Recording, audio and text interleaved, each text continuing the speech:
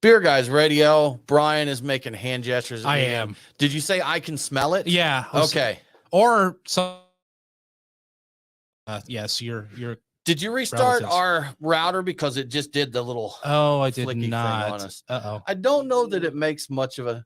I don't know that it makes much of a difference. Last week we did it, and we still had weird glitchy dropout things. And I'm really not sure what to do because it's a pretty new router. Yeah. Everything's good. So we apologize if we have like a 1 second, 2 second pause there.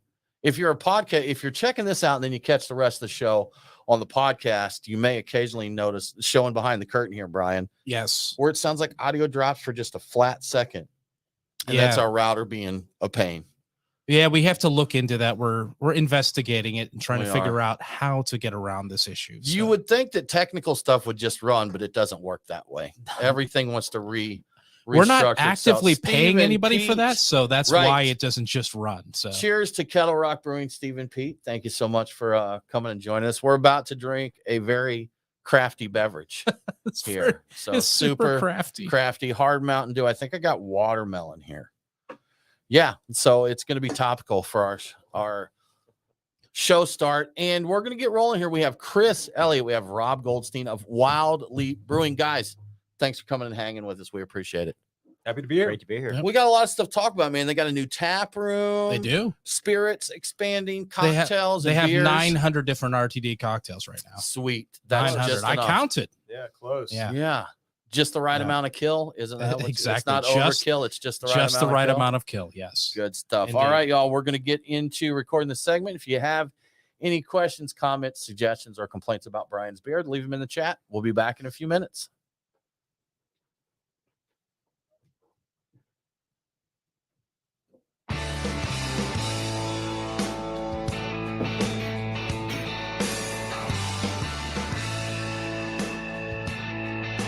Open up a tab, grab a seat, and pour a pint. It's time for the Beer Guys Radio Show. You want free beer? Go to the brewery. Dedicated to the art, science, and enjoyment of craft beer. Yeah, what's wrong with the beer we got? Now, here are your hosts, Tim Dennis and Brian Hewitt. Welcome to the Beer Guys Radio Show. We're broadcasting from the Beer Guys Radio Studios. This week, we're talking with Wild Leap Brew Co. I'm Tim Dennis, and with me, as always, is my good friend and co-host, Brian Hewitt. Hey, Tim. So joining us from Wild Leap, we have Chris Elliott, the Chief Brewing Officer, and Rob Goldstein, the co-founder and Chief Marketing Officer. Is that still right, Chief Marketing Officer? Yeah, Chief Marketing, Chief Revenue, Chief something. Okay, because I really copied it from the last time you were on here. We didn't actually check. So we're going to talk about their new spot in Atlanta, spirits, cocktails, and of course, all manner of IPAs. Guys, thanks for joining us. Very excited to be here. Yeah. Good times, man. We've known you since the pre-Wild Leap days, Chris. At least Correct. you and I have. Yeah. So it's first ATL or the Reddit ATL bottle share, I think, wasn't it? Yeah, absolutely. Oh, that's right. So doing bottle shares back in the. Was it Red Brick or Atlanta Brewing at the time? I guess it was Red Brick. It would have been right? Red Brick, It was right after the Red Brick change. Yeah, Red Brick, and then Atlanta Brewing, and then taking a pause, and then apparently Atlanta Brewing Company again. Yeah. Soon, sometime. So the fun of craft beer. But so let's, you know what? Something interesting. I want to get your guys' opinion on this. We talked about this a little pre-show. So I already know a little bit here, but some exciting news for us here in the Dirty South is that we found out that Bojangles has partnered with a brewery to release a hard sweet tea. That's right. What do you think, Brian? Are you going to consume that? You know what? Yes, I will definitely. I will definitely have it. I am a fan of the Bojangles, and I will have the Bojangles hard sweet tea. I like sweet tea in general. Ever thought I need a hard iced tea prior to the Bojangles? There is a hard iced tea that sells in liquor stores, and I've had that, and it's okay. It's never been something that has called out to me, but I generally like, I guess not sweet tea, but the Southern style tea that you get. I usually get it unsweetened or like a little tiny bit sweet. I like it though. So yes, I will drink it. It's not something that I'll probably run around looking for, but in this case, I will definitely run around looking for it. Yeah. Gotcha. Now, Chris, you guys do what's known as RTDs, ready to drink cocktails, the canned cocktails that are popular now. Is sweet tea an RTD? Does it fit? Oh, absolutely. Yeah, we actually have. We start with cocktails in the tap room, and a handful of them will try to formulate. You know, we're once you pull it out of the tap room, you're starting to think about shelf stability and whether or not it's going to hold up through distribution and everything. All of them that are tea based or have some variation of that, including a peach tea one that we do that we'd love to eventually release because it's my favorite as a fresh cocktail. So but truly the trick is trying to make the canned cocktail taste like the fresh cocktail. There's a lot more science to that than many people realize. Interesting. And that's since we're talking about like hard alternative beverages and that, we broke out one that it's super high class, Chris. Super. Right. And I want to, you know what, Rob, I'm going to come to you for this one. Have you tried this yet? And I'll reveal here in just a minute. We have hard Mountain Dew watermelon. In keeping with the theme of hard other beverages. Did you try this one? And Rob? are you jealous of it? And he looks like he's ready to leave the show already. So I'm not sure what kind of review we're going to get here. I did try it for the first time moments ago. It went kind of as expected. I love the idea of it. I think we were talking pre-show and how, Red Bull and vodka took the world by storm many years ago. And this goes hand in hand with something like that. So it seems a bit tame though. Yeah, it's surprising. It is. I mean, it's they finally released a hard Mountain Dew, and this is it. It's kind of right. No When calories, no hard. sugar. Yeah. Barely any alcohol in it. I'm like, what's going on here, a guys? low calorie Mountain Dew too, just all in one. I think that's the big thing. I think they went the wrong direction here. If you're going to do a hard Mountain Dew, 9%, at least 8-9%, sugar, 4,700 grams of sugar. Right. Yeah. So I don't think you can directly add caffeine to alcoholic beverages anymore, can you? Except I think there's the coffee. I don't remember how all that shook out. I know. Can you add caffeine? I know you can, like I said, I know you can add coffee. Yeah. But whether or not you could directly add caffeine, I don't think so. Yeah, I think that was the big shakeout, like we were talking with the Four Loko thing, is that you couldn't add that. And brewers were saying, well, hey, guys, we do a lot of coffee stouts, and it's not for the caffeine. I remember back in the day, there was a very popular, this is going back maybe 10 years, but there was a popular brewery that did do a coffee beer, and they ended up closing because the restrictions on caffeine and alcoholic beverages. So something changed, really, but I'm not 100% sure what it was, but they were not allowed to make their coffee. It was a coffee beer at that point in time. So something has changed. And I know Four Loko was taken off, or they removed the caffeine at one point. I don't know if they were required to do that, or if they just did it because they were tired of the lawsuits or something. I don't actually know what happened there, but something has changed. So coffee beers are very common. I don't know about adding actually caffeine directly to a beverage, though. I'm not sure about that. I gotta say that I think it's fun that like alcoholic sodas and non-alcoholic beers are both kind of a trend at the same time. Like this sweet tea needs alcohol. This beer needs none. Right. It needs less than 0.5%. Fun. It's crazy. They went extreme. Mountain Dew has always been about the extreme, but they went extreme in the opposite direction. So maybe they're brilliant and we just don't appreciate it. But I think for what it's worth, it's not good.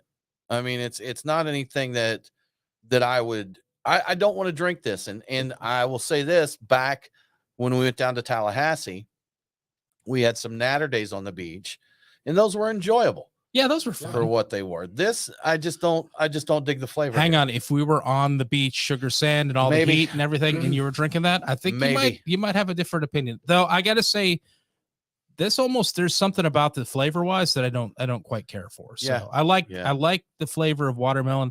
I don't think this quite is right. Yeah, truth, Brian. Indeed. I think we should get into the beers of the week. Brian, as always, a great list of beers to get into. We were going to have our friend Adam from the Nest join us this week, who, as you all know, they sponsor this segment. We do appreciate that.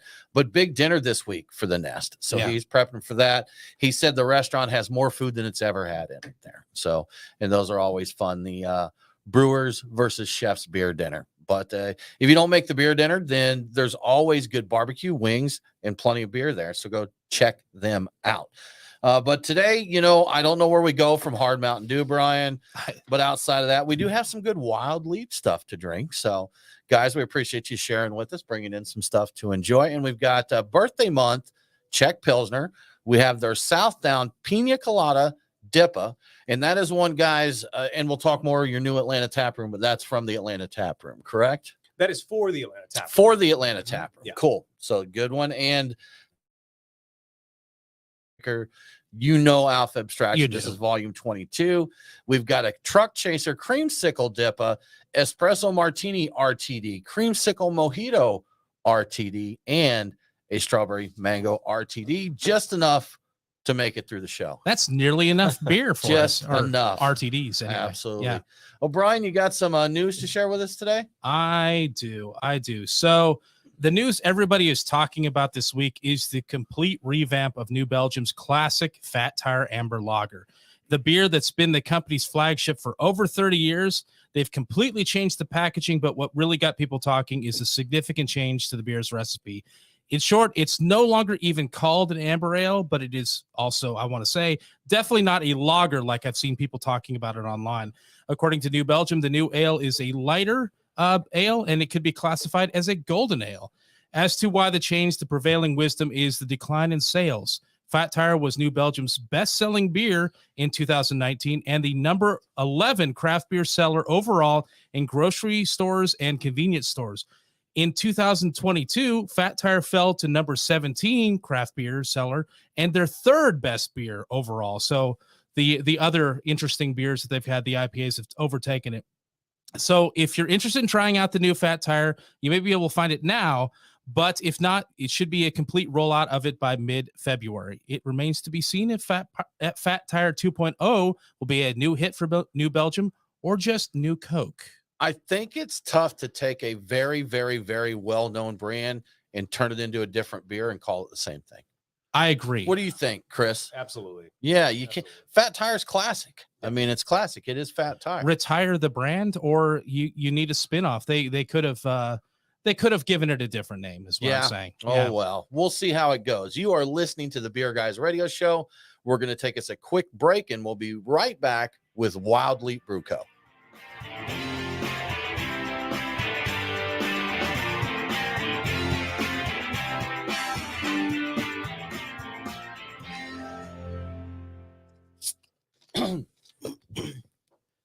Yeah, there's something interesting about this watermelon flavor in this. It's not quite right. I don't Medicinal? know. I'd use interesting, but I'm not a fan. No.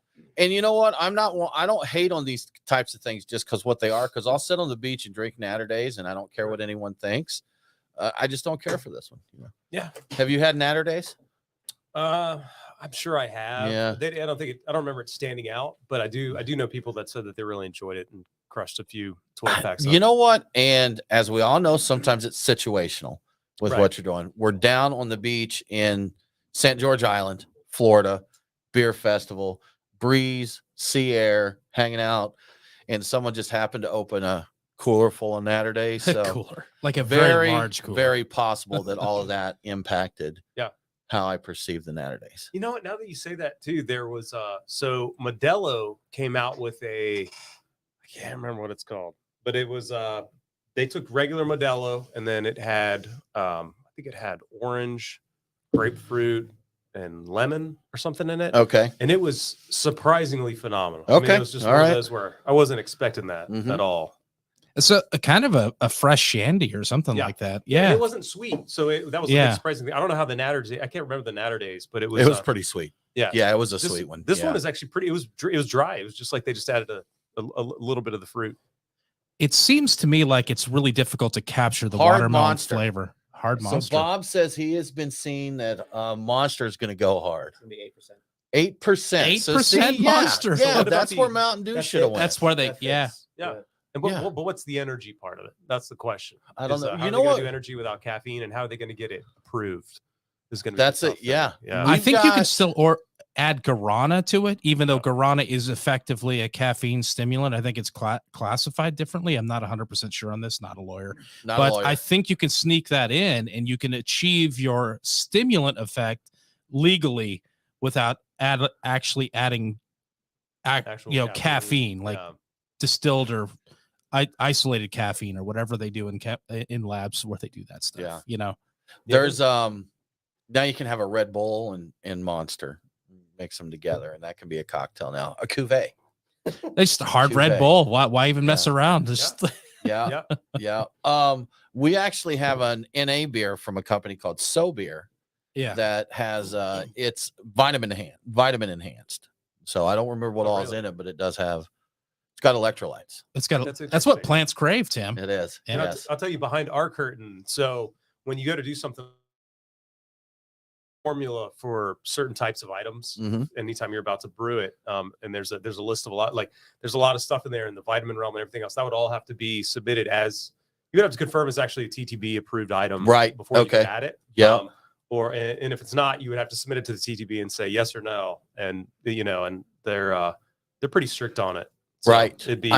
Isn't that what got the people doing terpene beers in trouble? Like it wasn't approved by the TTB, and so trying to do terpenes, they're like, you guys can't do that. We haven't given you clearance. They were putting like CBD or terpenes in. It was simply that it wasn't approved. It wasn't approved. We haven't said that you can even do this. So you can use anything natural, but when you get into extracts, when you get into there's a whole world of them where if it's not just the raw ingredient, like you could add cinnamon, you're fine. If you add cinnamon extract, now you got to use an approved item. If it's not approved, you got to submit it. Okay, so it's complicated. What's that bean? Oh, the bean, Three Taverns, the Tonka bean, right? Tonka bean, right? Tonka you know bean. those? I forget. We'll have to look up it. I forget the flavor. It's a really nice flavor, but apparently they're the death bean. They are banned for some reason, and so it's apparently very tricky to use them. And I don't remember. I guess they're very popular in other countries, but for whatever reason, it's like pufferfish. Yeah. You gotta be real careful. Interestingly enough, it's in a beer with pufferfish or with Tonka beans. Yes, so it's a Tonka bean pufferfish beer. Yeah, it's dry puffered. Dry puffered. Yes. I just looking through it. It's anticoagulant prescription drugs. Oh, yeah. Isolated from this bean. We're thinking about making an antibiotic beer too. So, when you're sick, you can actually just. Dude, I am totally honest. The cold. It's a cold IPA, except a different kind of cold. Yeah. Yes. It's probably going to be taproom only, but. Where's our drum roll? Where's our badum there? So. It's our sound effects would be nice if we didn't. There we go. Okay, there we go. Yeah. So I don't. It would take more reading for me to get down to the brass tacks of it. But I think it's not technically legal, and I'm not sure that's. But it's an anticoagulant is the big deal. It's there, used. Right? Yeah, it's a chemical derivative of that is used in anticoagulant drugs. So it's I think it's in some manner toxic, but I guess if you use it the right way, it's tasty. I mean, it was good in that beer, and we didn't die. It can kill you, but man, is it delicious. Yeah. Delicious. Rob, what should we drink next? Check pills? I think we should do the Southdown. Let's do it. Southdown? Let's do it. Right. Southdown. Good choice.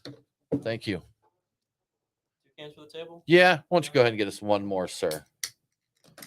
One for one side, one for the other. Exactly. Thank you. So there you go.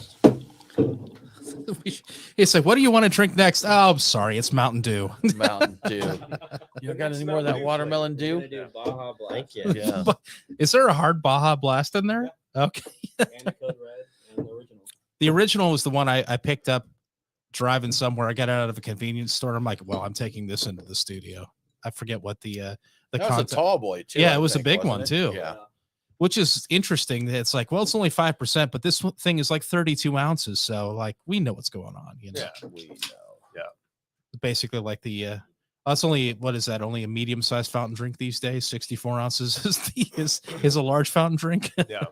Have you guys noticed the latest trend too with the 19.2s where it's like this new, I'm not sure what this niche is with the craft drinker who still just wants to get hammered, but wants to drink quality craft beer. Yeah. Get hammered in one giant can you put in a bag. That's Brian. Yeah. So Brian actually has a hashtag he started on Instagram or trying to start. Well, Twitter, but yeah. Twitter on Tall Beer Fridays. Or Long Beer Friday. It's Long Beer Friday. Beer. Sorry. Long week, long beer, So it's okay. Just because I don't know. I feel like we should pump that up, like do a montage video or something, Full House style. Okay. And to promote, we should start promoting Long Beer Fridays. Okay. I guess we could do that. Yeah. I just, well, your long beers, they're higher quality than they used to be for sure. oh yeah, definitely. Yeah, because it used to be still reserved. Yeah. Stuff like that's what you got. And I mean, if it had come to that, I haven't done one in a minute, a week or two. Because it's a matter of I have to get out to the right place that has them. They're hard to find. Yeah. Like you'll go into some places, some convenience stores is like a cornucopia of 19.2s, or is it 19.2? Anyway, you're like, oh my God, look at all these. You know, and I've gotten into them because I've been doing this thing, and I was doing this thing. I don't know why. And so I kind of made myself a fan for some weird reason. Interesting to I don't know why. Formats change. But I tall format just because it's different. Yeah. And that's really the main reason for it. I want to start the Capri Sun trend, the Capri Sun pouch. Somebody, I just saw a thing before I came in. There is a pouch of juice that somebody's added alcohol to, and I think it's at the same level as wine. So it's like a 14% ABV pouch of some drink.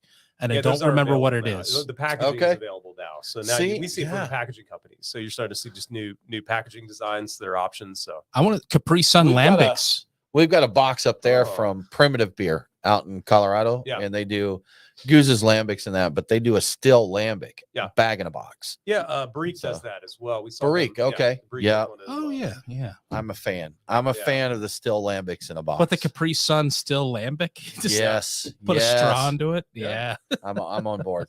I am supportive of that. Cool. Let's get back in. Let's do it. All right.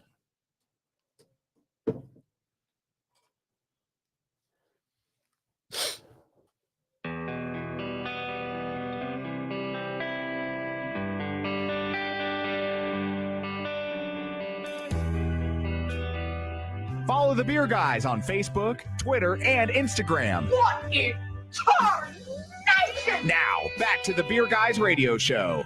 Welcome back to the Beer Guys Radio Show. Remember, all episodes are available on demand. So if you missed the broadcast, get the podcast. Beer Guys Radio is available on the Podcast Park and all popular and unpopular podcasting apps. Now let's get back to talking to Wild Leap. Wild Leap Brew Co. Rob, I would like to talk to you about Atlanta, Georgia tap rooms. And we're currently drinking Southdown, which is a beer that is for your brand spanking new Atlanta tap room, correct? That's correct. And what is this beer?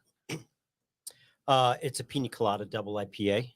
And it was, the ATL series was specifically created to, to not only commemorate the opening of the Atlanta tap room, but also, to have something special that we would release on a quarterly basis that would be predominantly, located at the Atlanta location and available at select retailers.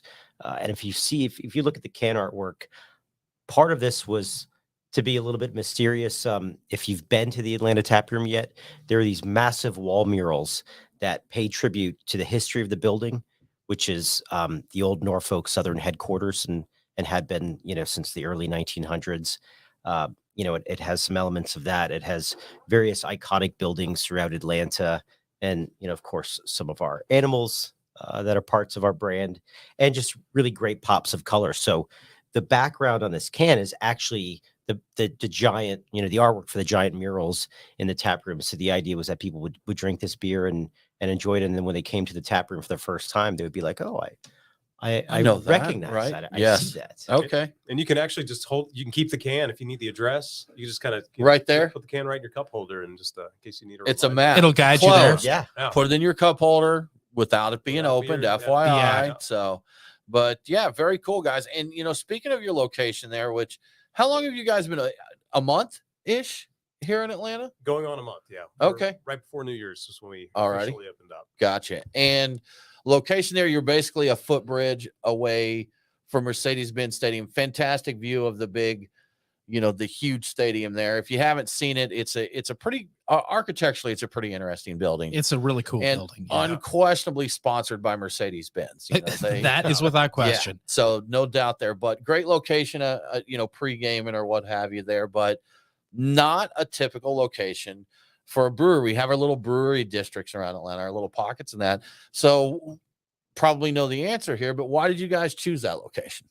I'll let you take that one. Is that a Rob question? All Sure, right, definitely a good Rob deal. question. Yeah. So if you know the background of the LaGrange location, it was it's in a building that was built in the 40s, originally as a Chevy dealership, and then eventually became a family-owned auto body shop for 40 plus years until it closed in 2008 and just sat vacant for about 8 years until we came along and renovated it. But that was in the south end of downtown, and it was a historical building. So when we started looking for an Atlanta location, we were pretty fortunate. We had all sorts of opportunities, the Beltline, Midtown, Buckhead, but just nothing really felt right. And so, I was sent an article by my wife actually in this online publication that doesn't exist anymore. It's called Curbed. It was like the eater of real estate.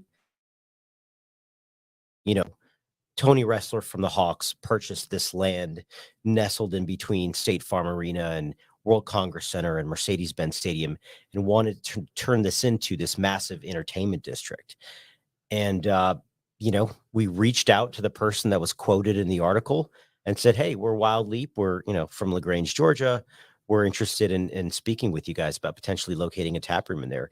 And it, this was a 3-year process. This was even pre-COVID when we ultimately, decided that we wanted to move forward. But there are so many parallels in terms of what we did in LaGrange and then what we were looking for in Atlanta. This also, as I mentioned, is a historical building. It's on the south end of downtown Atlanta. So it's kind of like what we had in LaGrange, but of course on steroids, because you're surrounded by, millions of tourists that come on an annual basis within walking distance of our front door. So I think what sealed it for us is that there were a lot of people that thought we were nuts to move to downtown LaGrange when we were from Atlanta to start a brewery.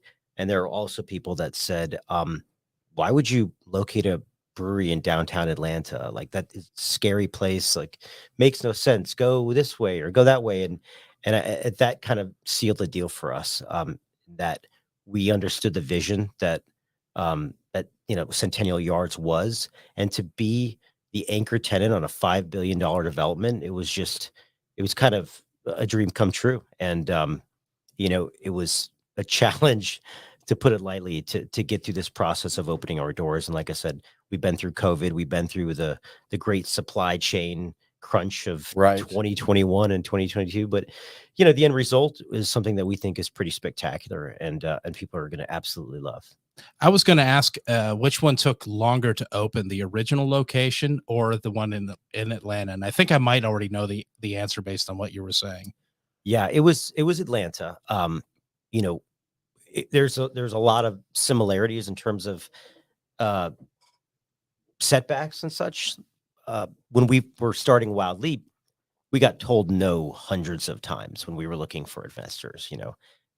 Why would you want to open a large craft brewery in a town of 30,000, things like that? With this, there's so many unexpected, hurdles apart from COVID. It was just, when we started the process, we felt that getting the brewing equipment was going to be the hardest thing. Right. And Chris and Anthony designed this whole brewing system and these beautiful serving tanks from the Netherlands and all that. And in fact, Chris, correct me if I'm wrong, but I think those were one of the things that came first, like a year before we opened. Yeah. But, we couldn't get steel and concrete and lighting fixtures and it was nuts. Yeah.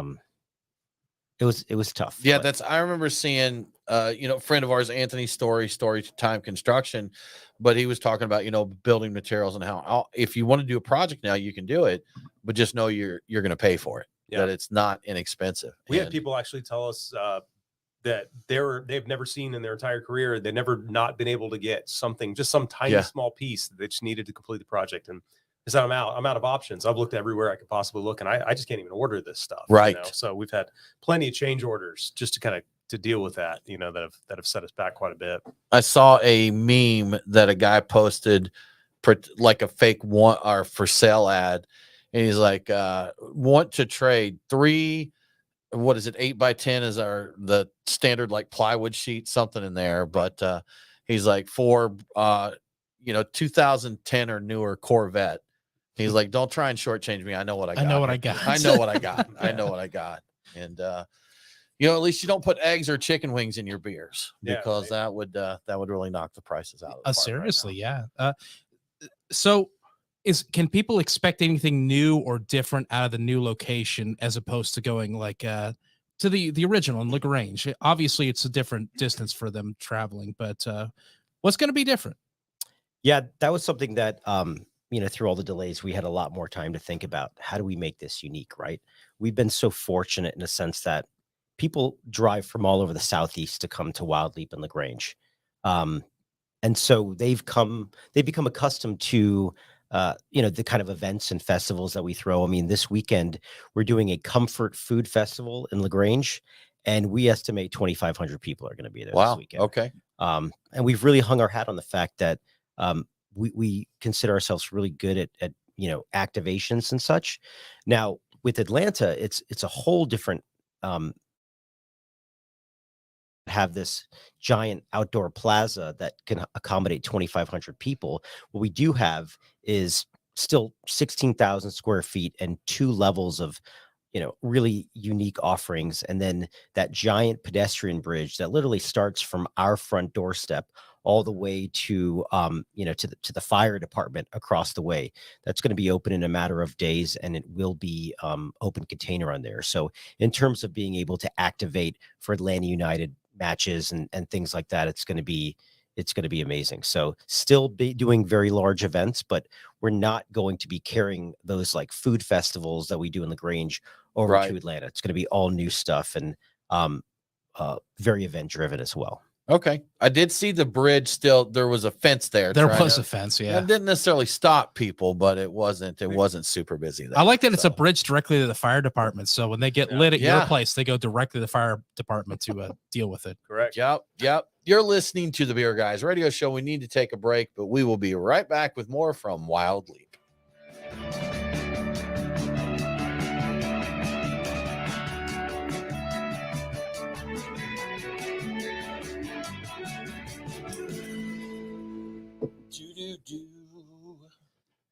I guess you can't really joke about that with the brewery getting lit anymore because like, nope, don't say that. Liability. Don't come here and get lit. Be responsible. Sorry, people. Sorry. It was a joke. Drink responsibly or irresponsibly at home. Yeah. Keep it at home. Yeah. You're going to do it. Exactly. Like Indeed. It's been cool to see, like, you know, Castleberry and downtown, like they've really embraced us. Yeah, good. They're truly grateful. You know, they're like, we've just been waiting for something like this to happen. Awesome, man. And it's good to hear. This is the first project of how many skyscrapers, how many parking garages, how many things are all coming to this area, how many restaurants, hotels, and we're just the first thing, and they're just truly grateful for it. It's going to be interesting to see how that develops. I'm like, you know, I didn't really look around too much because we were really like a beeline to where you're at. But I noticed didn't seem to be a lot happening in that particular area. Yeah. So it's going to be really fascinating to see what's going on there. I'm going to tell you, though, that for me, if it's a game day, I may steer clear of it just because I know it was really busy there. And I don't think anything going on. I can only imagine what it's going to be like on a game day. It's going to be insane. We do have more once we can get people on that bridge. Yeah, we're going to have people will be able to spread out a lot more. Yeah, and we also will be able to open up more options in terms of serving. So we have an entire to-go bar that's just dedicated to serving people and getting people outside. Oh yeah. Okay. That pedestrian bridge bar is gonna rock. Like we've got like slushy machines at every single bar too. Yeah. Those have proven to be extremely popular. Party time, man. Party time. We went out last weekend in Woodstock, and I don't live in Woodstock, but I don't get out there that much. But you know, like Truck and Tap, Daily Draft, true, and one other. Anyhow, they've got, you know, sidewalk windows on the sidewalk there, you know, because we've got the entertainment district in that.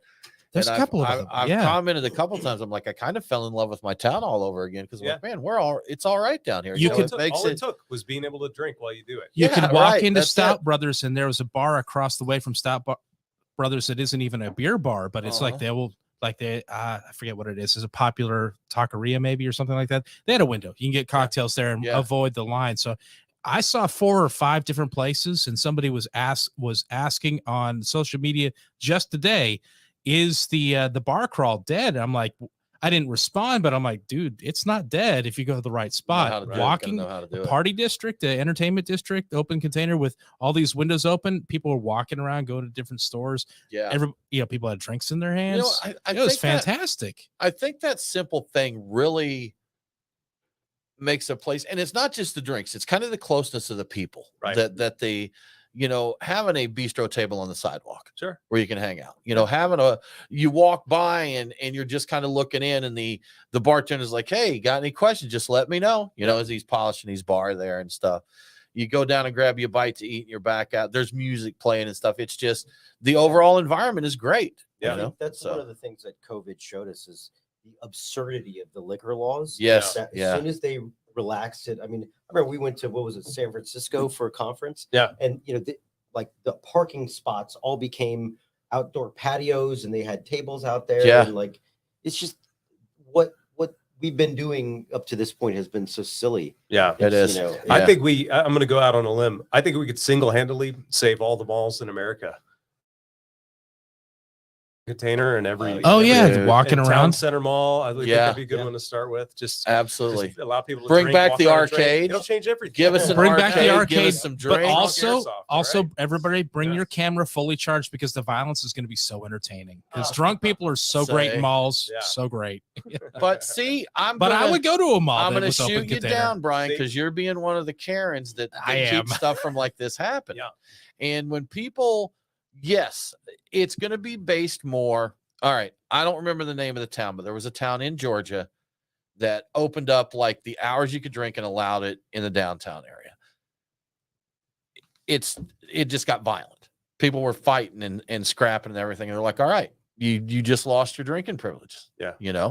So Roswell, Georgia, Woodstock, Georgia, Duluth, Georgia. Duluth is awesome. Do you hear about constant violent street fights in any of those places? No. And I'm just using our state because those are the places that I know. Smyrna, Well, I know all the people that try to rat on the violence in Woodstock get quietly killed and buried in a shallow grave somewhere. You're welcome. That's so I don't hear about it at all. But you know what? It sounds like a utopia. Serves them right. That's right. And they deserve it. I think people probably, because you saw the crowd down there. There's families down there. It's not a party district. It's just a place where adults can go and have a drink. Yeah. A lot of couples and couples with young kids. Most of them just have a drink or two. A drink. That's the thing is that's it. Nobody's just hanging out there for 8 hours, just partying the entire. Well, not time. nobody, but we went to Jekyll. Jekyll's got their new location in Woodstock. Yeah. I had a Mexican lager. Brian, you tried their new barley wine. We both sampled each other's beers. That was that. Yeah, that's a good Mexican lager. The ultimate test is barley wine in public. Yeah, we'll and see, that's the ultimate test. That's it. Town. Barley one is like exactly. Let's see how they handle this. All right. But we went down to the seafood joint, Real Seafood. We had dinner. We actually opted not to drink with our dinner because we were going to a bar afterwards. And their beer options weren't as good. There wasn't anything that said I needed to have this. But then we went down to the daily draft. And I think we had a couple beers there, and that was really it. We weren't going out and getting bent. We just were able to. I think you got a walking beer when you were over at Stout Brothers. I did. I did. They had so many great beers on draft. I'm like, I feel like I got to, and it was the first time I'd been in there. So I got some great with your beer, spreadable salami, which is amazing. Induja, are you guys familiar with Induja? No. Okay, it's a. You look revolted. No, that sounds amazing. Oh, so okay, it's all an right. Italian. It's a Calabresian, I think, salami, but it's salami, oil or fat or whatever you may have. Calabrese peppers, I think it is, right. And it's spreadable, man. Yeah. It's a spreadable salami, and they use it a lot for a seasoning. I haven't tried it yet, but they said it's really good if you throw you a dollop of that in your pan when you're either frying or scrambling eggs. Or in pastas, just like tossed in a pasta sauce. So, but I can tell you it's good on crackers with some cheese. I haven't actually opened mine yet. Tim got one as well when he became aware of it. I saw that, and I had to go back, and that's when I got the drink. But I had to go back. I was like, it's refrigerated. I assume it would. I was concerned about carrying it around. According to Google, it does not have to be refrigerated at all. Yeah, Well, then they didn't need Even to. after, you don't need Even to. It will I stay. like- It will last longer if refrigerated, but not unsafe out of the I refrigerator. appreciate Stout Brothers refrigerating it. So I There you went go. back, I got that, and I had to get a walking around beer, which it's a small area. So the walking around beer had to be consumed very quickly before I got to the next location. Yeah. But I love that I could do that, which was Right. nice. That's Yes, it, man. indeed. That's it. Yeah, these little entertainment districts are where it's okay to have a drink. Like you guys have, like you mentioned, there's State Farm Arena, there's Mercedes Benz, you got the Hard Rock, the Reverb Hotel, isn't it, right across from you? So Chambly needs to do this, and I don't think that they've done it yet. they're a but little I think scattered. They don't quite have the density to make that so feasible. you've got do they? hop sticks. Between hop sticks and Contrast, you've got a good area and at least a couple of bars that people would probably walk around. They need a few more hangout You remember spots what there. Kennesaw But did? Like what Kennesaw did, they like it was strange. Like where it was like, no, this is the line, and there was like I think it was near like where Lazy Distillery is, and all, and it was just kind of there's like some roads with no sidewalks that were kind of included in it too. We're like, I don't understand where the line is, but they made sure to include everybody in it. Where they're like, as long as you're in this, not everybody, Chris, not everybody. Oh, did they? Burr Hickory's not within the drinking district. Oh, no. Scott, that was a little. Scott was further pretty away. vocal. Yeah, he's out there a little that bit. was a stretch, but the thing was that they stretched in other directions where you're like I said, when you're kind of walking along a road. Yeah, you're like this is kind of weird to be walking right. with Yeah, not without sidewalks. After 5 minutes of talking to Scott, they're like, "No, we're not including." They're him." like, no. He's like, We "That's don't it, want I'm you, getting Scott, if you're drinking listening, that much, we anybody love you. else. Yeah. You know what though? He is like you've got Lazy Guy, which is close enough you could pull them in with that district, right? But there is a fairly decent break of there where it's just road without sidewalks, to get down to Burr Hickory. So it just wouldn't make sense there. They're distant, yeah. Sorry, Just a Scott. bit. Sorry. Yeah. Sorry. So sorry. All right. Let's jump on back in, man. Let's jump back in. Oh yeah, Next beer. another What's beer. next? We've got beers. We should Now drink we can some. jump for that Pilsner. Let's go for the Pilsner. Yeah. Sounds good. Oh, that's right. It's a birthday. What was the birthday month? That was the birthday month was our birthday is in September. September. Okay. Most of these kind of came out towards the end of September, early October. Okay. Yeah. And little by little, we kind of slow released our birthday month. We ended up keeping it tap room only and doing a little bit smaller amounts of some of these. You should consider birthday year, like to incorporate or quarter, birthday quarter. Yeah. Like we could do that. Oh yeah. We need to get you some of that. Oh, no worries. Has there been growth in LaGrange of other businesses around you guys since you opened? Absolutely. Yeah. Okay. I was wondering. And it's That's still happening. going. Yeah. They're Do you have like an entertainment, a walking and drinking district yet? They do it temporarily. Okay. Right? So Like for events or something like that? Yeah. Permanent events where We've also been, trying to court additional businesses and show them that we're an example of what happens when, you come down to downtown LaGrange and invest, because a good example of that is the Your Pie on in downtown LaGrange. Okay. The owner of the Peachtree City store, we ended up doing a tap takeover with him in year one, and we're just kind of singing the praises of LaGrange and how easy it is to work with the various municipalities. And eventually he came and checked it out and put a location in downtown, and he crushes it. So there's opportunity. People are hungry for good food options, programming, all that. But all right. Yeah. That's what? And that's important to have that. You mentioned LaGrange working with you and doing that. Do you guys know who the mayor of Woodstock, Georgia is? It's trivia time. I do not. Okay. Michael Caldwell. Do you know Michael Caldwell? Do you remember that name? That sounds familiar, but Michael was a state rep, and he's very pro craft beer. Right. So he, I know when I think he just did 2 terms, and there was one time that I talked to him about sponsoring a bill for us, like getting with the guild, and he was honest that basically he said, "Look, I'm a junior rep here. I would love to sponsor this for you, but I think if you can get someone a little more of a power player, it's going to be better for you because beer bills are hard." Is basically what he said. He's like, I will absolutely support it, but so he's pro beer, and it shows.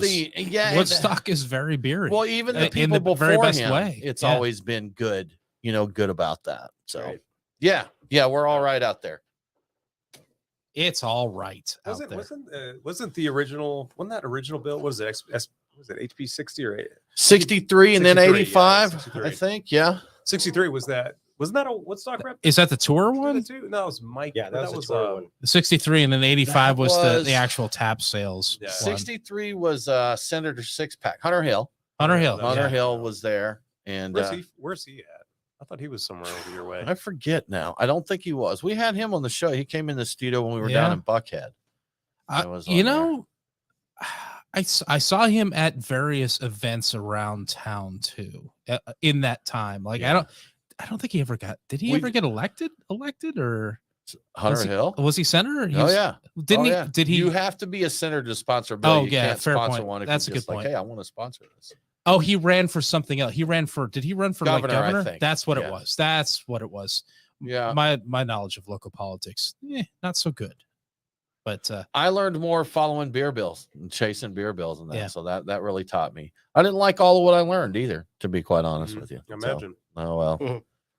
people have All interesting right. reasons for opposing and supporting things. Sure they that, do. that don't Yeah. make a lot of sense, like not in a good way anyway. I have to oppose this because if I don't, then I want this person to support my bill, and they've already said that if I support this, that they're not going to support that, and it's just A lot of horse trading. politics, as they call it. Ugh, terrible. All right, let's do it.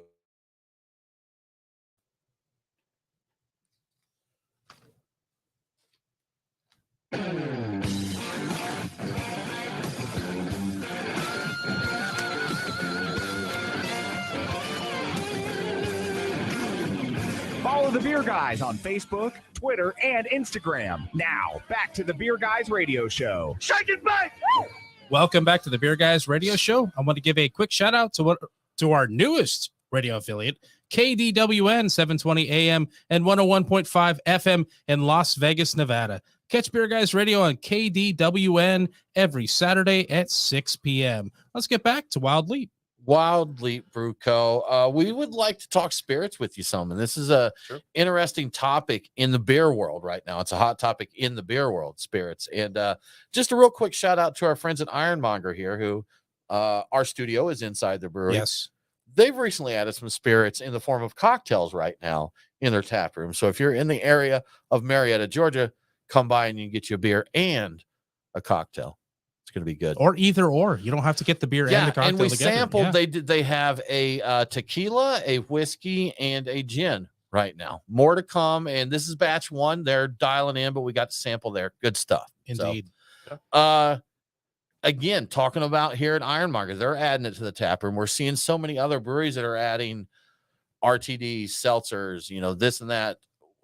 What's going on with craft beer? The brewery just seems to have changed a lot in the last 5-10 years. Where are we, Chris, and where are we headed? So I'll back up a little bit and kind of tell you, when I think that when the day in Atlanta when breweries could actually serve beer by the pint, things kind of changed for a lot of them, because versus the old school way where, you would trade tickets for beer and get beer samples and all that, we realized once we could sell by the pint, just how many people were just kind of doing it to just, in 3 hours, see how much beer they could drink, or just kind of, they were just there for kind of a, almost a beer discount. So the day that you started selling pints, you were kind of competing with your neighborhood bars. You're kind of competing with everybody. So, in order, if you're going to do that, if you are in some way kind of competing with bars and restaurants on some level, people really expect when they come to a brewery now, they're like, well, if I'm going to buy beer by the pint, what else you got? Like why do I go to a brewery instead of just going to, my another bar or going to anywhere else? And so, but it's a unique opportunity for me, especially because, it's the possibilities are endless for what we can offer, because we're not limited to what, what individual distributors can sell to me. I can make anything I can think of, and we can serve that under the Wild Leap name.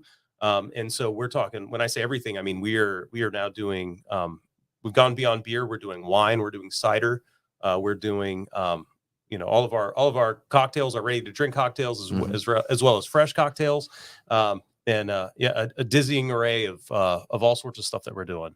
So we if you come to a Wild Leap location, we want to make sure that, no matter what craft beverage you're into, we can offer that. So at either location that you come to, you can get all the above. You can get wine, spirits, and beer in all different forms that we make. It's interesting to look, especially in Georgia. And I know laws are different all over, and there's still places that are plenty crazier than what we've got here. But going back even 5 years, let's say 6 or 7, because 2016-ish is when our laws started to change a little bit. But at that time, going to a brewery meant you went for beer. You were not going to buy a beer. You'd get a tour, and then you get some samples. And that was the only way you could do a brewery in Georgia at the time, and so it's changed now to where, like I said, they're destinations. They're anchoring different things, just like you mentioned, Rob, about anchoring that new development in downtown Atlanta. A lot of the new developments out, and we're big in Atlanta with these live, work, play kind of places. We got a place called Ponce City Market. Is there a brewery in Ponce City Market? No, I don't think there's so. a bottle shop there, but then we've got the Works. Yeah, where Scofflaw is an anchor tenant there. Yeah. And it's just every place wants a brewery. A brewery is a very important part of a lot of things now. Yeah. Sure. And one thing we realized too, after we got started in LaGrange, I think our first question was, what do you guys have besides beer? Yeah. Okay. Like, I'm not a beer person. Yeah, cool. You guys have a really cool place. I'm not much of a beer person. Do you guys have anything else? So we're like, well, I mean, and we did what a lot of FYI. We did what a lot of breweries did, and we did a lot. We did a lot. Yeah, I kind of like this, and then we realized the day that we got our permit and we started selling cocktails, that it was kind of catering to the other people who weren't buying anything when they were hanging out, or it gave something for everybody. We've realized. So now we cater to pretty much any person who walks in our building. We sell a beverage that you like. And that's kind of the goal. And we're also trying to just keep that rotation going, where if you come to us all the time, we'll have different wines, we'll have different spirits, we'll have different cocktails, we'll have different beers, and just kind of a new experience every time while you're there. But Atlanta, especially, we know we're early in this project, and we know that if people take the time to come out and see us, we want them to come hang out for a couple hours. And we know in order to do that, we need to give them a really broad spectrum of different things to try, different things to taste, food trucks, everything you can think of, to just kind of try to keep people there and having a good time for as long as possible. The trick is you put some peanuts or pretzels on the counter because those are salty, and right. Or popcorn, like just freshly popped popcorn. Just put a salt. You know what? You got yeah. your buffalo thing. So go put a haystack in the corner, put a salt lick there. Sure. Guys, I'm telling you, it's gonna work. It's gonna work. Yeah. So you've got a variety of different drink options available. Where are you seeing the growth right now? Like, is there, like, I assume the beer is always growing, but are the cocktails growing? Are they outpacing the beer right now? Because that seems to be kind of where the market's heading right now. Yeah, I would say so. It's an interesting time. I think last year, towards the middle and end of the year, I think the craft beer market kind of experienced a downturn, and a lot of people were turning towards cocktails. What we've noticed is a lot of doors in your local package stores are converting from craft beer doors to RTD doors. And I think part of it is because of the fact that, the margin is better for these package stores with RTDs, and a lot of people are gravitating towards them. Our RTD sales have been really great and grown over this last year or so. And, when we first became a distillery in 2019, we struggled with how to get into the RTD business. We knew that we wanted to do it, but we felt that we had to bring something unique to the table. So as Chris had mentioned previously, our RTD flavors actually come from the tap room. What we do is we have all these amazing fresh cocktails, and then we take the data from that and we see what are the top, 5 or 6 best-selling cocktails, and then we figure out a way to reformulate them for shelf stability. So, because look, Cutwater and those guys, they do a very good job of making, vodka soda in a can, and there's nothing wrong with that. And that certainly has a big market, but, how can Wild Leap kind of carve out its own little piece in this and do something unique? And we thought, well, with strawberry mango and creamsicle mojito and these type of unique cocktails that are pretty difficult to make, but at home, we can deliver an amazing, high quality version of those in a can. And I think that, that originality and the flavor and the quality that has gone into that has been really helpful in terms of exponentially growing our RTD sales, especially in the last year or so, as the RTD market has caught fire. That's something you mentioned about the ability to deliver a quality cocktail. And we've had terrible RTDs. If you think back, there is a surprising number. Yeah. I think back to like Jack Daniels, like Lynchburg lemonade in the mini Jack Daniels bottles. Oh yeah. Look, that was lemonade with a little bit of Jack in it. It was, basically fruit punch with a little bit of Jack in it. There's other brands that I'm not going to call anybody out by name, but they're just not good. We had a Manhattan recently, Brian. I'm like, this just isn't good. You mentioned Cutwater. We're a fan of their stuff. It does taste good. They do good work. Yeah. Their mule is good. They do a Mai Tai that's pretty tasty. But their gin and tonic is their good gin too. and tonic Yeah. is nice. But yeah, it's good to see that some of these, the craft makers are doing good cocktails. That you can get something, actually good now, rather than just the fact that it is, a cocktail in a can or a mini Jack Daniels bottle. We want a craft element in whatever we do. We definitely want something where it, people can feel that, we put a lot of thought into it, into anything they're drinking that we make. Good stuff, man. We enjoy them. Indeed. We enjoy. So Whistle Pig makes a really nice. They do. I like canned cocktail. That I like that it's the difficulty of putting together the cocktail that makes them so attractive to me. Seltzers have always been boring to me when those were a thing. I wanted to go away. RTD cocktails, yes, please, yes. Brian is on board, and with that, we need to take a break. You're listening. We will be right back with Wild Leap. Blah, blah, blah.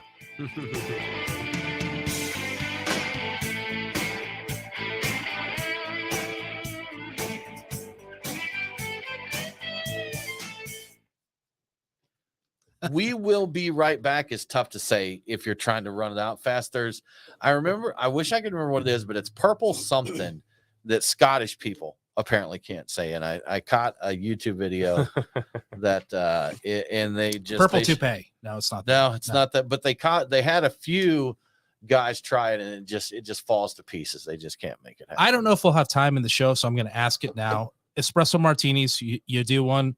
I love them, and I've loved them for a lot of years. I was buying the mixers for them 20 years ago, right? And I like the martini thing that we had going on late 90s.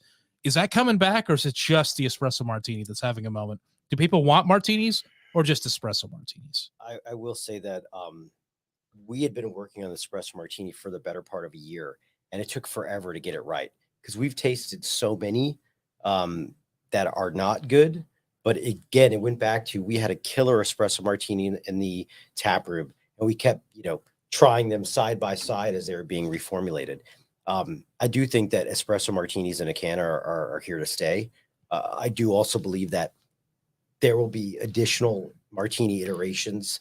Will we see a dirty martini in a can? Because I don't think I've seen that work yet. on a dirty martini? So here's the problem with that. He's grimacing. Actually, I can tell you this. So there's one limitation that when you look at the tip tops. Are we about to get excuses here? Yeah, it sounds like excuses are getting set up if here. You give me a can line that'll do the small drink. Yeah. I'll do it. But the problem is like, so you hit a level where your ABV is only so much of it. So if you're 50% alcohol, like, I mean, you're in that drink, it can't be, you can't have the rest of the liquid in there. So it's just one of those things where I could do a 50% cocktail, in a standard serving size and put it in a little can like the Tip Tops and like some of these other ones. Mm-hmm. But you hit a point where if you hit a certain level of spirit in there, it doesn't make sense unless we're making 4 servings in one can or something like that. It's hard to do. Like resealable cans, Tim. We talked about it last week. We just saw last week. It's a thing. It's a thing. Yeah. Resealable cans. Yep. They got screw top cans now. Yeah. They've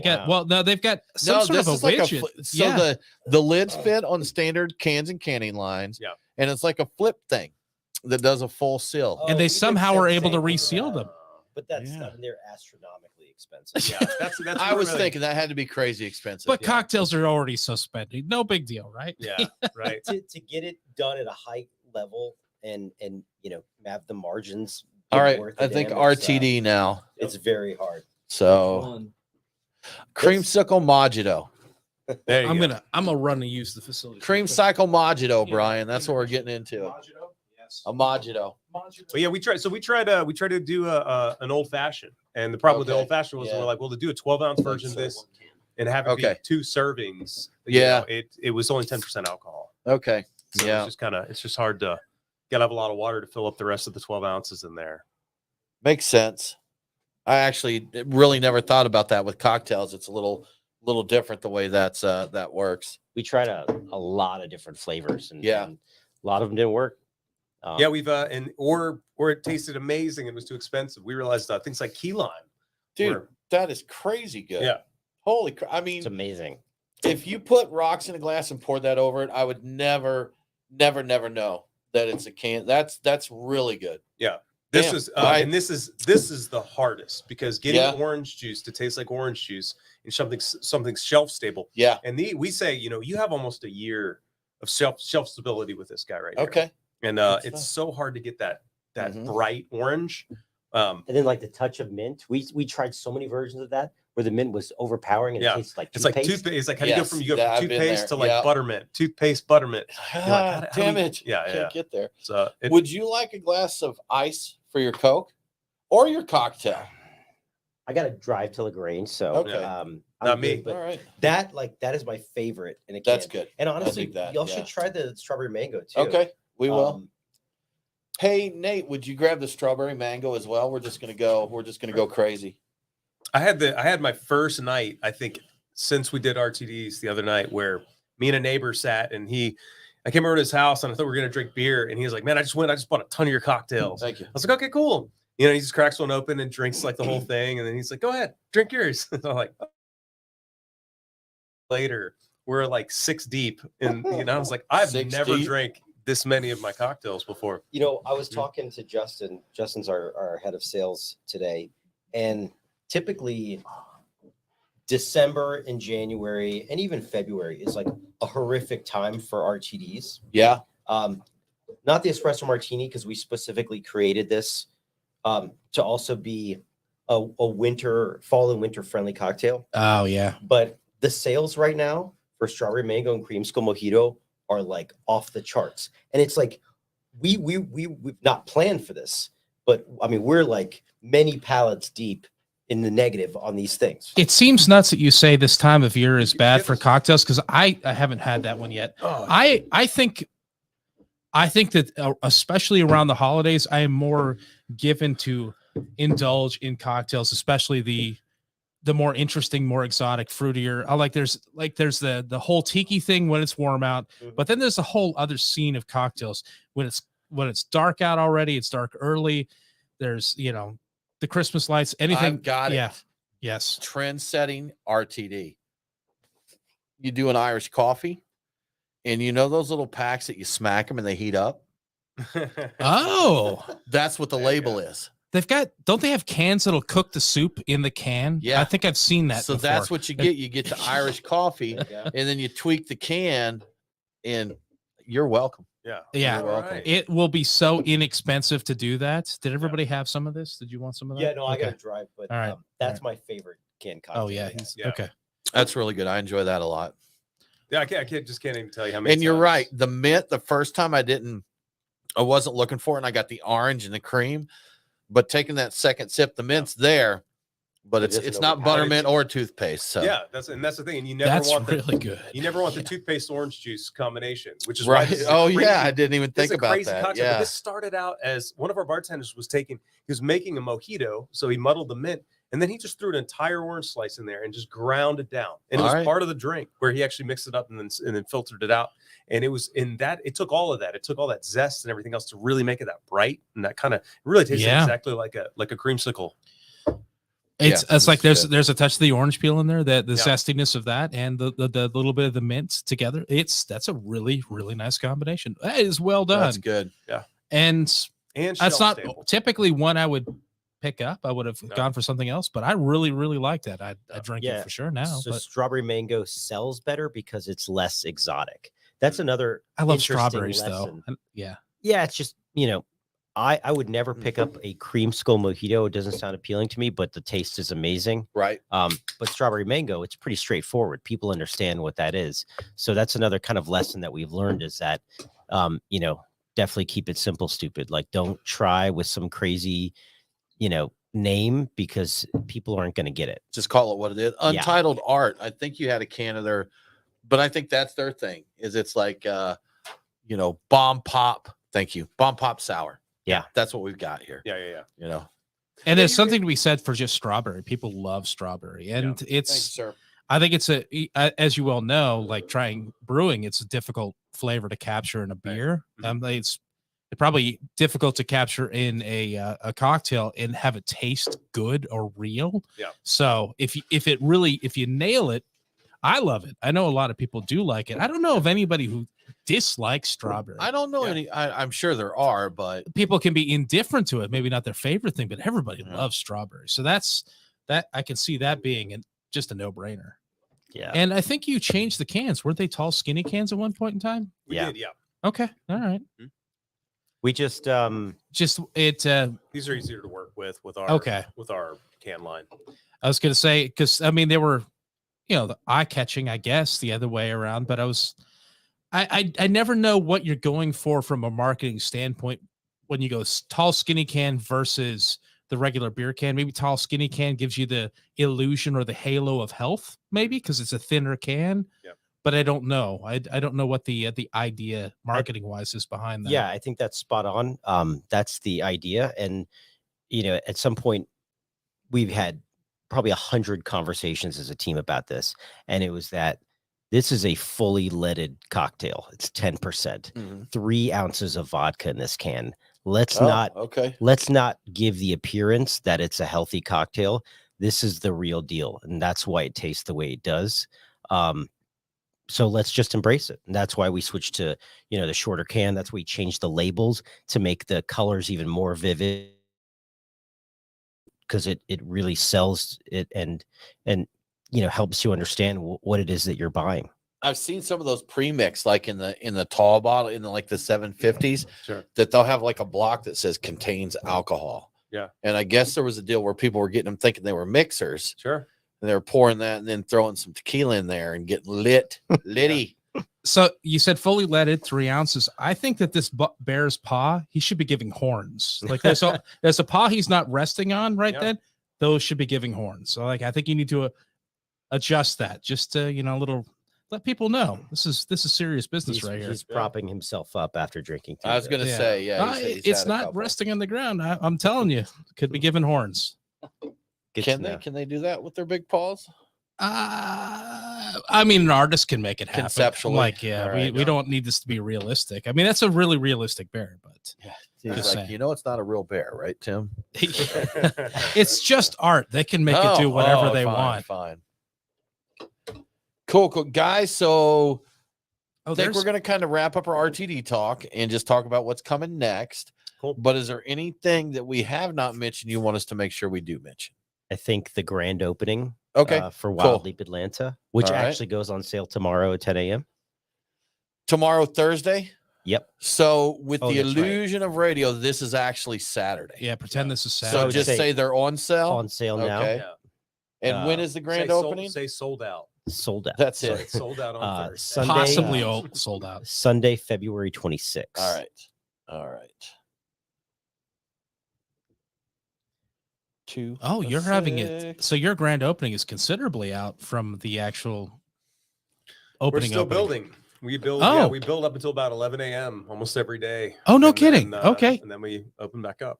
All right. So it's one of those things like figure out what's working and then we need to do some more stuff. And when everything's worked out. A matter of let's go ahead and we have everything we need here to open and we look good, but we got a lot of things we're trying to do to kind of to tweak and to add and a lot of items that didn't show up but that we could live without. Gotcha.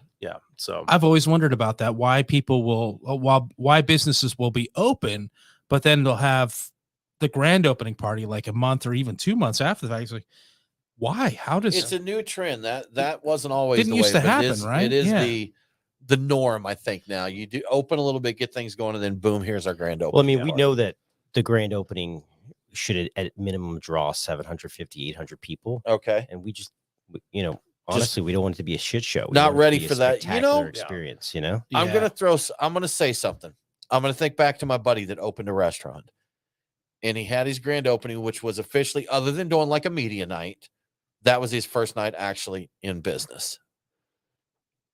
They were absolutely overwhelmed because it was pretty hyped. They ran out of food, and after like 3 days of being open, they had to close a week. Yeah. And they're like, guys, look, we're sorry, but this was much more than we ever anticipated. Mm-hmm. People trashed them online. Service was poor, ran out of this, ran out of that. So good point, man. Right. If they had opened kind of casually for a little while and then thrown a grand opening and got people in there, but it was like their first actual night open was the grand opening, and they were slammed. Yeah, it does make a lot of sense. I think you know what I'm talking about. I'm not gonna throw it out there and reopen wounds, but yeah.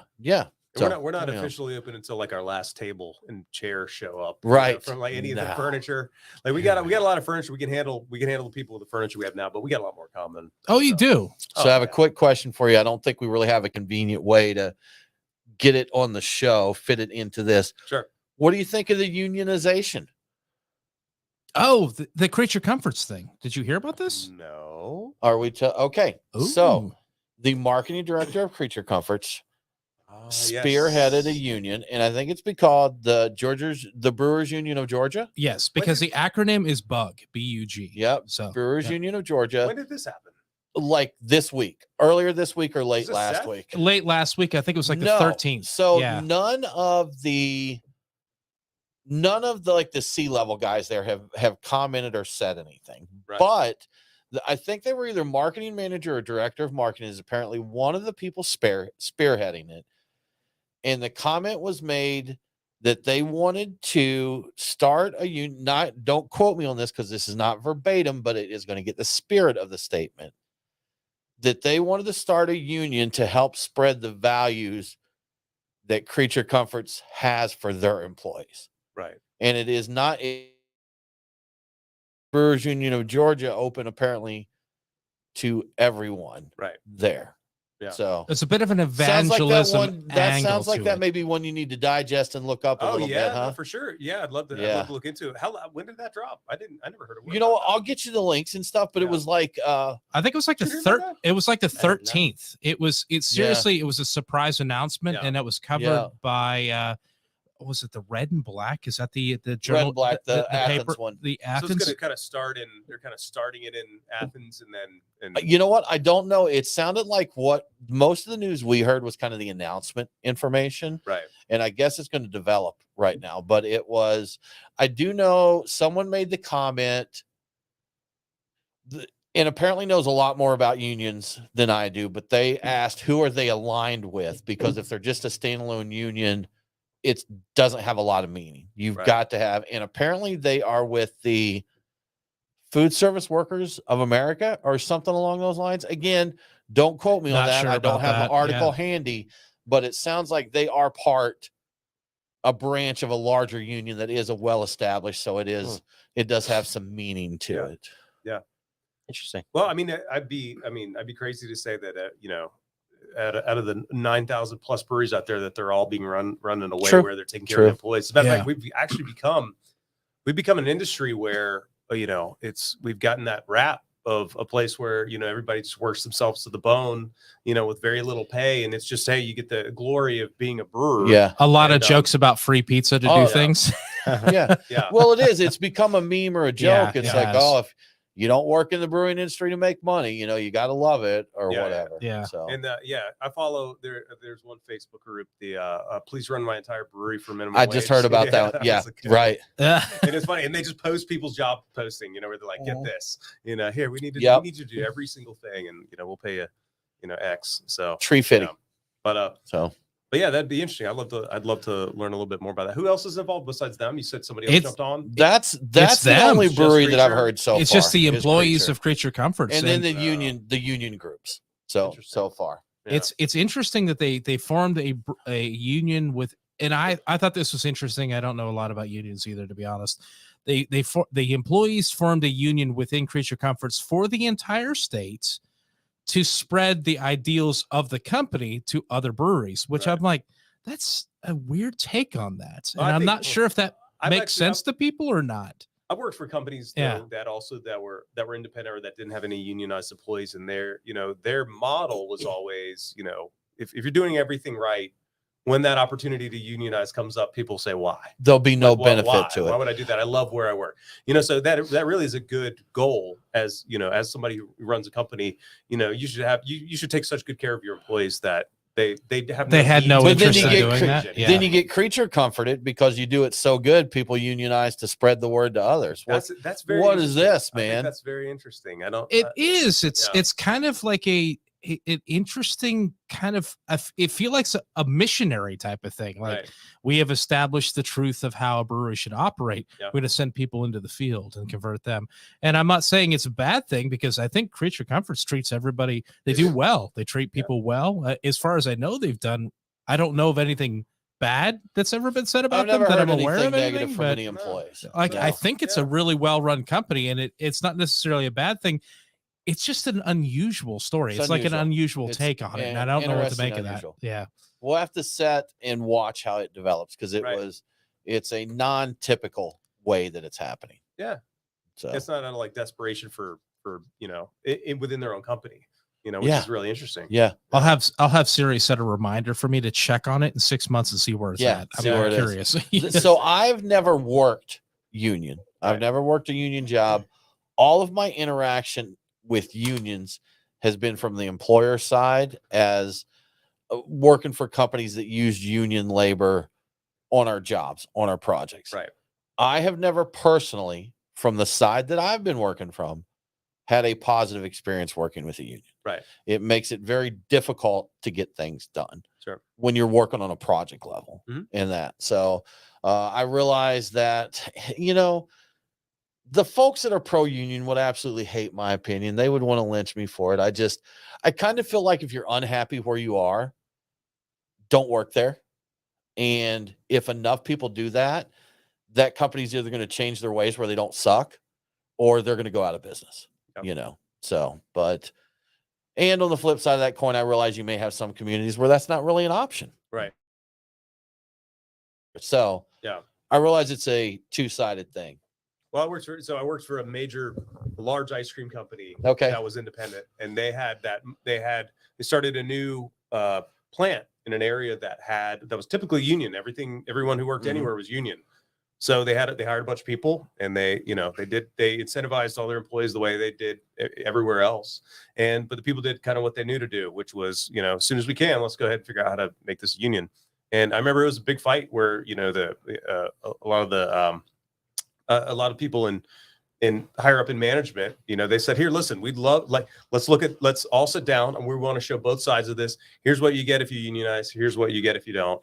And you guys can still vote. You're in a state where that's allowed to happen. Yeah. But we'll let you know how things will be run with it and how things will be run without it. And they ended up voting and decided not to unionize. Okay.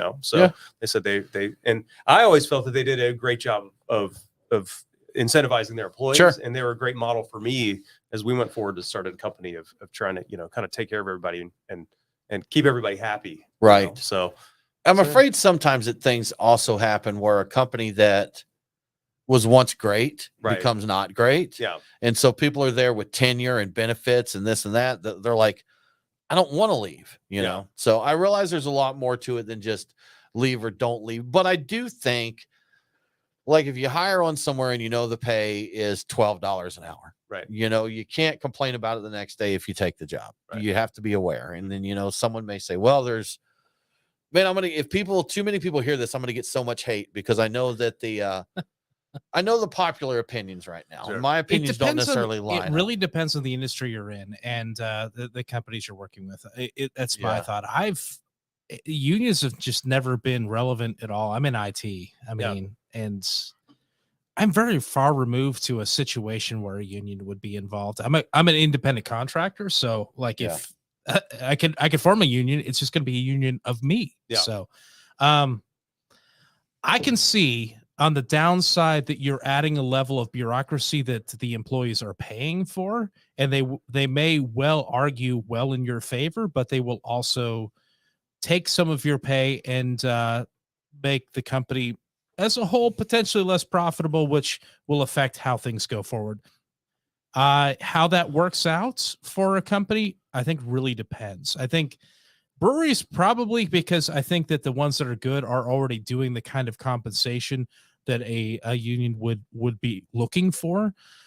I think breweries could handle that, and because it's a very it's a luxury good, I think the people that buy it are already familiar with paying prices that are in excess of what you might expect for something you can get from a gas station to get you drunk on a Saturday night. So I could see it working there. I can see it also causing problems for places that it went to. So I can see issues there. Yeah, I'm probably a bigger fan of developing standards that, with or without the union, that we all abide by. Right. So just something a little, if there's a less bureaucratic, but a more, standard expectations of anybody that works. And we probably all know friends that work in the film industry now, and sure. And how many of them get into the film industry as freelance, who aren't guild members, but they get all the benefits because, that's just what they do. They're so used to giving all the same benefits that they do to the union that they just give them to everybody. And they said, this is just the standard. You work here, you get this, you get a hot meal every, X number of hours. You get, all this stuff. I think that's an industry, especially the film industry. You got to expect you're going to be in the union if you want to do anything at all. It's just, that is the nature of that industry. Yeah.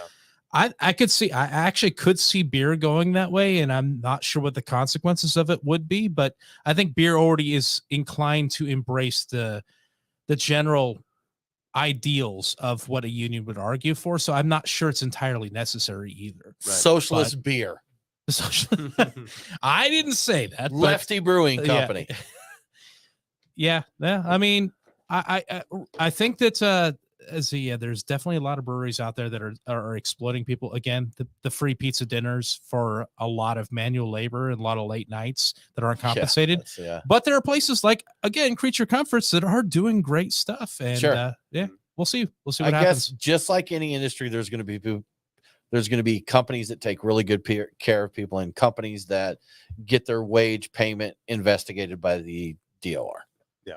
Good point. Yes, and that has definitely happened. All right, then. Let's move on from there. Sounds good. Woo! Third rail. Good stuff, man. Right? Yeah. That's a reason why this is in the streaming and not. I don't know. We should have put it in the show.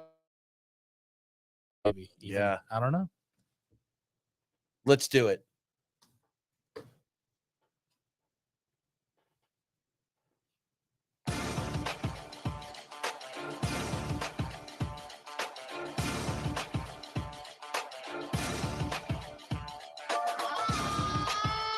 Follow the Beer Guys on Facebook, Twitter, and Instagram.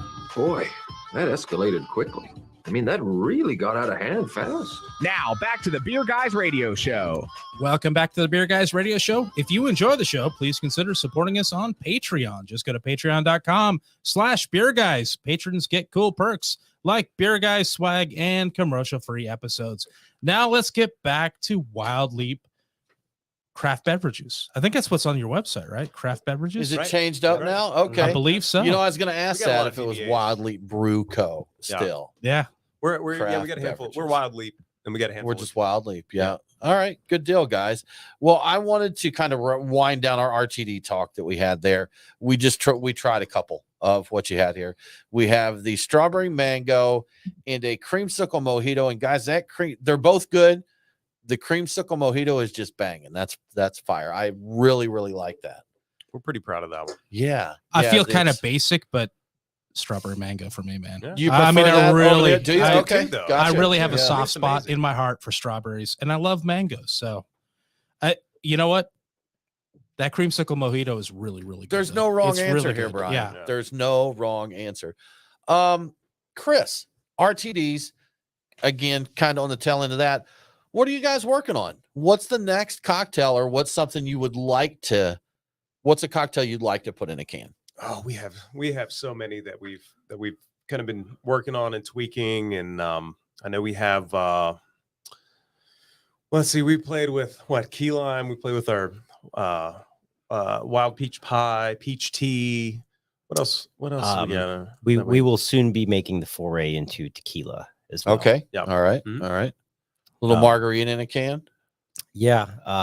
To the Mexican government is very particular in terms of how, they protect the word tequila and everything Okay, associated with gotcha. that. And that has been an amazing learning experience. So, you know, to look forward to, in addition to the spirits that we currently offer, which is vodka, coconut rum, spiced rum, uh, whiskey, and gin. In the months ahead, we will be doing tequila, and we will literally be going to Tequila Mexico, and we've already picked out the agave fields, the plants, and all of that, and we'll be producing that. And so that will be a big part of the RTD innovation for 2023 for sure. Okay, cool. Yep. Very cool. Yeah. And we've in the spirit world, sourcing is a common word that you hear, but we definitely, our sort of I guess, the way we like to do things is if we're going to source, we want to source something that you otherwise wouldn't be able to get here. It's just something unique or just some sort of spin on, on a source product that has a kind of a craft element to it that we enjoy. So there's a whole world of that in the spirit world where we're just trying to kind of find, some unique partnerships out there to be able to offer something that you can't get anywhere else, or at least anywhere regionally. That sounds great. And one thing that I can't get anywhere else, and I'm hoping maybe Wild Leap will be the innovators on this, a canned Negroni. Canned Negroni. I've not seen one. I've been looking for them. Say no. They're trash. No, cocktails. just don't even listen to Tim. They're trash. They're beautiful. Trash. They are beautiful. So is in the Are works you a possible? Negroni fan, Rob? I can't say that I am, but I do like, the classic cocktails. I do think one company, is it Tip Top? Are they doing one? Do they do Are one? they doing one? I think so. I may have missed that then. But yeah, it is difficult for us to do the super high ABV cocktails in a can. We've tried it in the testing phase and failed. We were just talking about it a little while ago with a Manhattan. So there are certain cocktails that I think could be difficult, but lots of experimentation coming. And much like, strawberry mango creamsicle mojito, I think one thing we haven't mentioned was grapefruit peach, another cocktail that we've had in the can is, try to find these unique flavors that work really well in a normal cocktail that we offer in the tap room, and then reformulate it in a way that can deliver that same delicious taste, but have a shelf life of, 10 to 12 months. Yeah. Okay. Now, Brian, I think Rob was trying to be nice, and I don't want to. I felt actually slightly backhanded. Very politely. Politely. Yeah. Yes, Politely backhanded. Yes. That's a skill, man. Not everybody can do that. That I don't well. think it definitely didn't make the top 15, 20, 70. Yeah. Yes. We are thinking about like a Wild Leap Malort though. We have Malort. We have Malort. We have Malort. Malort and soda. Do a Malort and soda. Yeah. How about that, right? Sparkling Malort. Rob's like with this one. Rob's like, I'm now he's actually going to punch no. me. He's just going to straight up punch me. No. Yes. Yeah. Good stuff. Chris, the beer front, man. What's good? You know what? Let me ask you about Alpha Abstraction. Sure. Because this is a series. Yep. And the beer stays the same. The hops change, correct? Correct. Volume 22. How long has it taken to get to volume 22?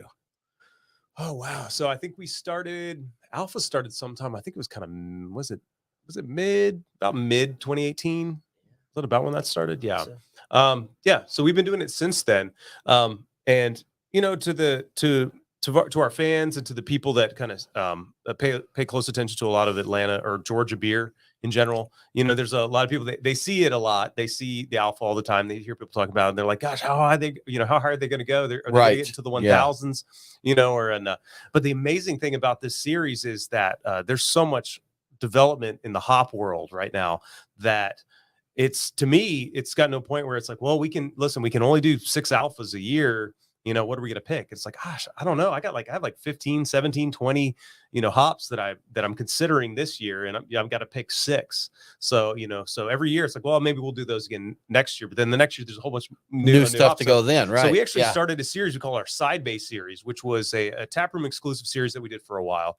That was essentially taking a lot of these hops that we can't use in the alpha series just because we can only release so many alphas a year, and just kind of work them into a little bit different kind of base beer, or a little bit more of a kind of experimental style. So the base beer on the side base series doesn't always stay the same. We'll kind of tweak it depending on the hops that we're working with, but it kind of brings out, while alpha kind of maybe slightly higher on the kind of sweetness scale in terms of the kind of the finishing sweetness on an IPA, the side base kind of the more traditional New England IPA, sweetness levels and feel. So I kind of, now I have 2 series where I can do probably up to 12 different hops a year where we can kind of try most of the ones we want to try, but there are plenty of them that we leave on the table that we just, that we just never get to in any sort of distribution series. The good news about Atlanta is that, this Atlanta really allows us. We have 8 serving tanks in Atlanta that will be exclusive to the taps in Atlanta, and they won't be available for any sort of distro at all. So we have 8 tanks essentially we'll just be cycling a lot of these hops that we just never get to. Any experiment or anything we can think of that we just haven't been able to do in LaGrange, we'll be able to do there. And we've actually already gotten started as we're getting our tanks and everything online in Atlanta. We started kind of cranking up in LaGrange, just kind of doing some small batch stuff in LaGrange that we're keeping cycling through. That'll be available and as taproom only beers as well, to kind of get everybody used to the idea of coming to our taproom and constantly having a different beer list. So we got a bunch of new stuff. That's the way I like it. I do enjoy going to, when I go to the brewery, I'm like, I want the one-off. I want the something that it is you're interested in making, but there's not enough interest behind it or whatever production behind it to actually put it out into the wild. So I want to give it a shot and see what that's like, because some of those are real winners that just, for one reason or another, they just logistically don't make any sense. Sure. Which of the alpha abstractions has been your favorites? Because there's been 22 of them. I think, it's the same answer every time. It's the newest one. The newest? Yeah, the newest one's the one I'm not, I haven't had so much of that I'm ready for the next one. So the last time they were on, it was Alpha Abstraction 11 that had just come out. So I guess 11 last time would have been the best. Favorite, and now this time it's the 22nd. But I'll tell you, so we use Nectaron on this one, and it's nuts. I mean, this one has been, I feel like this one has gotten more fanfare than any of them in a long time. I think it's just a phenomenal, those magical New Zealand hops. There's so many of them that are just, they just do all the work for you. They just make it a phenomenal beer. And so I have 3 of them. I have 3 of them in stock at our LaGrange brewery. And we just decided to do another kind of New Zealand style, like New England style. That was just a little bit lower ABV. Because we tend to do a lot of beers that are in the 8%, 9%, 10% range. So we have a New Zealand Pale Ale coming out we'll be releasing next week for our starting with our 90s. We have a 90s party at the Atlanta brewery. So we're going to be doing it's called New Kids, and that's going to be our New Zealand Pale that we'll have on tap there. But it's phenomenal. I mean, it's nuts. We use Rawaka, we use some Nelson and some Nectaron. So all the heavy hitters thrown together. New Kids. Yep. On the block there. Yeah, I mean, it's implied. That's who they are. Yeah. Copyrighted, but we'll just call it. Yeah, he was trying to avoid saying it. I can say it. They can't. We're the new kids on the block in Atlanta. In that's area, it. So. That's true. Yes. They just got to throw in Atlanta on there, and they're good. On the block. Just turn them into cartoons, and I think that takes parody law. Exactly. To do that. Exactly right, Tim. Yeah, good stuff, guys. Absolutely awesome to chat with you. We'll have to do this every couple of years for sure. Let's do it. Just get the updates, and we'll have to come hang with you at the Atlanta. I'm sure we'll be down there a little bit more. And quickly, our buddies at Lantucky Brewing are walking distance from Wild Leap, so you can tune for there. Yeah, and go down and catch them. Go or get the game. And if you get too crazy, Reverb Hotel from Hard Rock right there. There you go. Yeah. Good stuff, guys. Thanks so much for joining us. If folks want to find out what is happening with Wild Leap, where is going to be the best place for them to do that? Yeah, we update our website constantly. Just go to wildleap.com. And also something to note, in addition to the I Love the 90s party in Atlanta. I totally forgot you there, didn't I, Rob? No, it's okay. It's Saturday, January 28th. But our grand opening party is now on sale. And that's Sunday, February 26th. And that's going to be a huge endeavor. Chris and the team have some amazing beers, cocktails, slushies, 1 day only. Features all ready for that event. And we hope you can make it. Good stuff, Rob. And my apologies. I asked him before, what do we need to mention? He said this, and then I forget. So I even wrote it down. Yes, I did too. Y'all, that about wraps it up for this episode of the Beer Guys Radio Show. we're going to go to a festival, Brian. So next are. week, we're going to talk to people at the Atlanta Cask Ale Tasting. For more craft beer info, follow us online. We are Beer Guys Radio on Facebook, Twitter, and Instagram.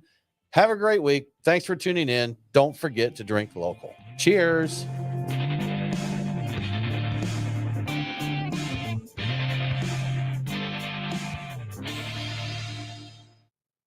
Cheers. So we'll have to have you back on for Alpha Abstraction 33 because it's been 33. 11, Yeah. it's been 22, and it'll have to be 33. Yep. I can do the math. Yeah. Guys, I'm going to wrap up our stream. Oh, yeah. And y'all, thank you so much for hanging with us. Go visit Wild Leap. Go if you're in Atlanta, or fly to Atlanta for a game. Come down for a game, and they're going to be right there to make sure they can quench your thirst. Thanks, y'all. We will not be in the studio next week because we're going to record our show at the Atlanta Cask Ale Tasting This weekend. But we'll be back. We'll be back in a couple weeks. Indeed. Yeah, couple weeks. Couple 2 weeks. Yeah. So, y'all, thanks. Have a good one. We'll see you soon. Cheers.